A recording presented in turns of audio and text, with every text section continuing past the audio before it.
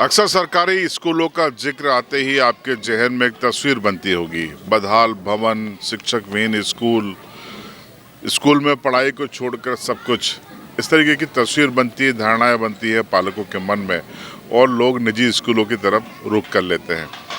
लेकिन क्या निजी स्कूलों को छोड़कर सरकारी स्कूलों में भी बच्चे आ जाएं तो उस स्कूल को आप क्या कहेंगे? ऐसा एक स्कूल हम आपको बता रहे हैं आज, जो कि झाबुआ जिले के जखनौदा में है। देखिए रिपोर्ट।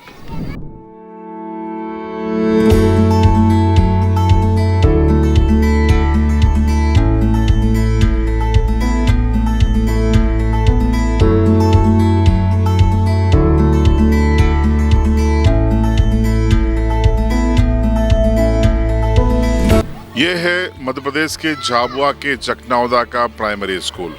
चारों तरफ से बाउंड्री वाल से घिरा हुआ एक सुसज्जित खेल मैदान है और इस पूरी बाउंड्री वाल में जगह जगह वो संदेश लिखे हैं जो बच्चों को सीधे तौर पर स्किल डेवलपमेंट का काम करते हैं।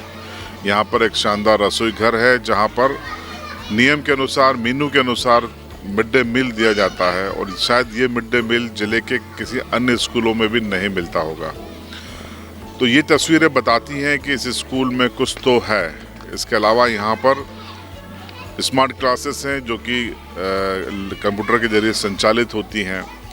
टेबल कुर्सी की पर्याप्त व्यवस्था है और जिस तरीके से लेखन के जरिए, शब्दों के अंकन के जरिए बच्चों को समझाने की कोशिश की जाती है, वो अनोखी बात है। संसाधनों की बात करें तो यहाँ पर एक HM है, यानी हेडमास्टर साहब हैं जिन्होंने इस स्कूल को गढ़ा है, तैयार किया है। इसके अलावा 2 शिक्षक हैं, अतिथि शिक्षक हैं और आवश्यकता पड़ने पर जन सहयोग से यहाँ पर अन्य शिक्षक भी यहाँ पर रखे जाते हैं। ये कुल मिलाकर एक सोच है जो अक्सर सरकारी शिक्षकों में कम देखने को मिलती है, लेकिन यहाँ पर देखने को मिली। तो सुनिए HM साहब क्या कह रहे हैं। सर, मैं जब यहाँ पे प्रथम मेरी नियुक्ति हुई उस समय बच्चे लिपे हुए में, कच्ची स्कूल थी, लिपे हुए में बैठते थे।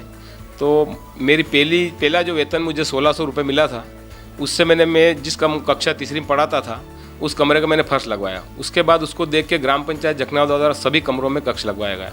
फिर 2005-06 में यहाँ पे नई स्कूल बिल्डिंग स्वीकृत हुई, जिसे बनाने का मुझे ही कार्य मिला। तो इस स्कूल को मैंने अपने हिसाब से निर्माण करवाया। अधिक से अधिक बच्चे स्कूल में आए, उसके लिए हमने इस स्कूल को अच्छा पेंटिंग किया, जिसमें सीखने योग्य सभी चीज़ें बनाई गई, जिसको देख के खेल खेल में बच्चे सीख सकें।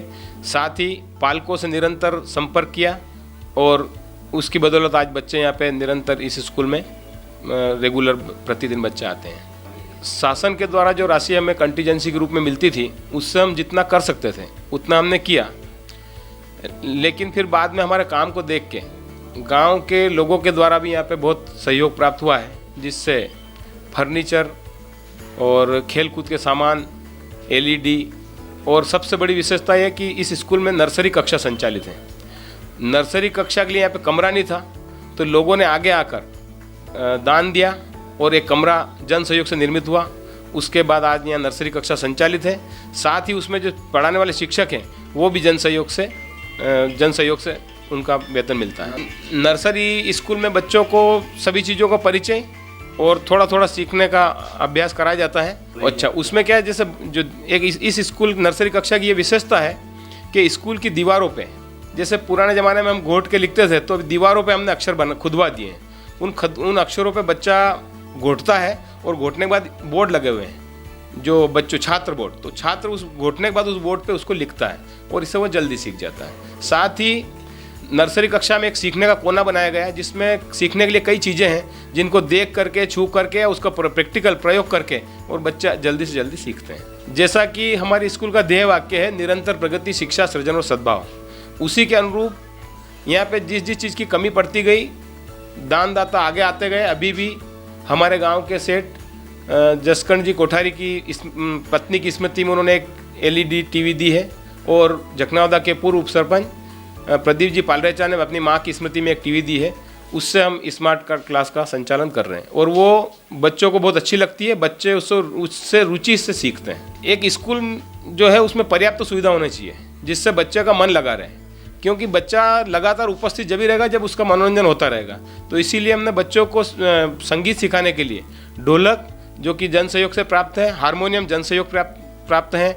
छोटी मोटी बंसी वगैरह हम हमारी स्कूल की निधि से ले आए हैं और उससे बच्चे जब दोपहर की छुट्टी होती है तो कुछ बच्चे टीवी पर कार्टून वगैरह देखते हैं, कुछ बच्चे संगीत सीखते हैं, कुछ बच्चे खेल खेलते हैं। इस प्रकार से बच्चों को बहुत अच्छा लगता है, वो निरंतर यहाँ पे उपस्थिति उनकी बनी रहती है। यहाँ पर बच्चों को जैसे आजकल चलता क्रिकेट, क्रिकेट के बाद में कैरम और चेस, कबड्डी, खो खो, ये जो पारंपरिक जो गेम है वो तो चलते ही हैं। बात ये और ये विशेष है, ये एक लड़का था हमारे यहाँ जो इसी स्कूल में पढ़ के गया, वो आगे जाके पेंटर बन गया।